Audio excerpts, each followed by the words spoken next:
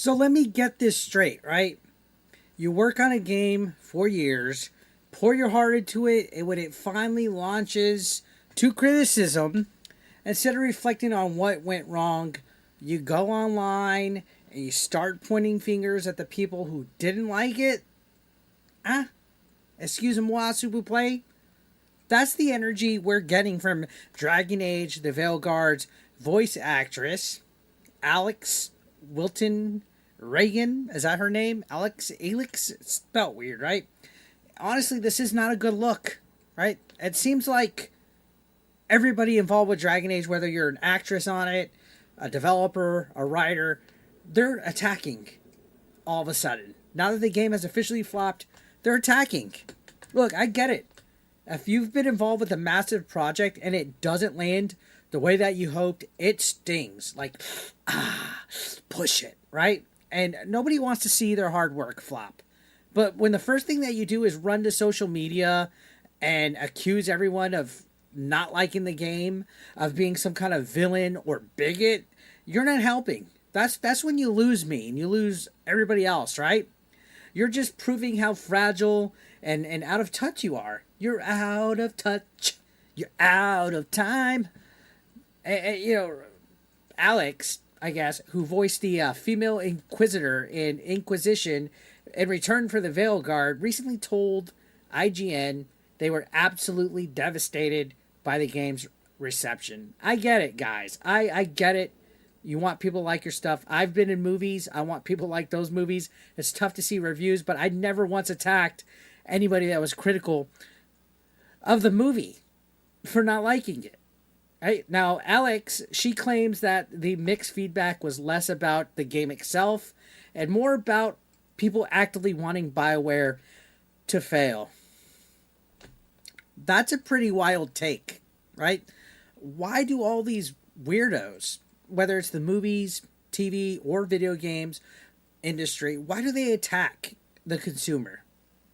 We're allowed to criticize. We're allowed to vote with our wallets. We're allowed to say we don't like something. You're making stuff for us, all right? Here's the truth, and nothing but the truth. People didn't want Veilguard to fail, okay? They wanted it to be good. All I ever heard leading up to it was how great of a series Dragon Age was in the past. I had friends at the time that were so excited about it. They were looking forward to playing the game. Fans gave Dragon Age the Veilguard a shot because it was BioWare. Okay? This is a studio that built its legacy on groundbreaking RPGs like Mass Effect, KOTOR, Dragon Age, and others. But instead of living up to that legacy, Veilguard felt like it was a shallow, modernized mess. It was more of like a political commentary. It had stuff that was catered to the modern audience, completely stripped of the depth and soul that used to define BioWare. You had a fan base, a legacy, and everything that you did with Veilguard was opposite of that. And this actress was saying, oh, it's just BioWare being BioWare. That tells me she doesn't understand the studio roots at all. Veilguard doesn't feel like a spiritual successor to Inquisition. It feels like a low-effort reboot designed to chase modern audience trends rather than craft a compelling RPG. Look at Claire Obscure 33. They made a brand new IP, a brand new franchise, stuck with the basics, didn't try to cater to a modern audience, and they made something that is 3.3 million plus copies sold for a brand new studio. That's unheard of. Now, IGN, this article that we're looking at here, this is an IGN article, and because, of course, it's IGN, they try to downplay the backlash by framing it as review bombing, right? And focusing on the so-called woke elements. They brought up that players could choose a trans character or a non-binary companion and toggle top surgery scars. But here's the thing. Players weren't just mad because there was inclusive options. They were mad because it felt like those elements were shoved in without care for narrative content. The writers were horrible.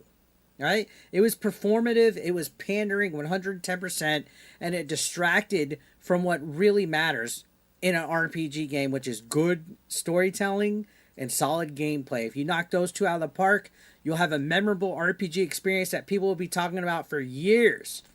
And now people are going to be talking about Veilguard for years, of course, but in a bad way, in a terrible way, a way that you won't want. Now, fans that are critical, they're not anti-progress. We got to get that out of the think, okay? They're anti-BS. They're tired of games where identity politics matter more than plot, where representation replaces depth. And yes, when every villain in the game is a white male, which don't think we didn't notice that, and every hero just has to tick some kind of diversity checkbox, it starts to feel like there's an agenda in here, guys, and not a story, okay? It wasn't subtle.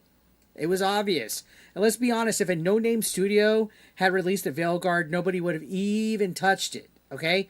It would have flopped even harder. The only reason why it got any kind of attention was because of BioWare's name. Let's quit beating around the bush on that. But that name is quickly losing its weights, guys. Just like Bungie, just like Ubisoft, it's losing its weight. Fans had hoped for another classic, but instead they got a game that looked like it was assembled in 2 years. Come on, let's be honest. Despite a decade-long development, it looked like garbage. These people had a decade to work on this game. A decade-long development cycle. How many games get that?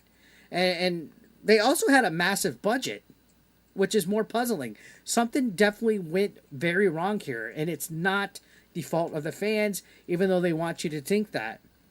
And the worst part, like I mentioned earlier, everyone involved is just going on this whole PR damage control attacking the fans tour. It's almost like they're dodging accountability. Instead of actually listening to valid criticism, they attack the fan base. There's developers, actors, media. They're all blaming the backlash on toxicity, bigotry, or some weird conspiracy to take BioWare down. Newsflash, guys, people are just sick of being sold half-baked, hollow games that lean more on ideologies than innovation. It's that easy to understand. So Alex's vocal political presence on social media didn't help the game either. People look up your politics, voice actors and voice actresses. It's just the tail of the tape. And you're making headlines for dragging Elon Musk and calling him mentally unstable and turning your Twitter feed into a political soapbox. That's fine. You have your free speech. But don't be surprised when that backlash betrays you, right? You have every right to say what you want, but don't be surprised when that energy follows you into your professional life, especially when you're promoting a game like Perfect Dark, which now has a spotlight it probably didn't ask for, right? That game's a whole other topic that we're going to get here. So in the end, it's not about people being mean online. It's about a once great studio that lost its way, releasing a forgettable game, and then trying to gaslight its audience into thinking the backlash is their problem, but it's not. The problem is Veilguard was a bad game at the end of the day, and the fans who supported BioWare for years have every right to say so. So yeah, I get it, Alex, you're devastated, but so are we. We're devastated that BioWare keeps letting us down. So I'm going to leave it there, guys. Let me know what you think in the comment section down below. If you're not subscribed yet, hit that subscription button, and I'll see you on the next video. Thank you for watching as always. Peace out.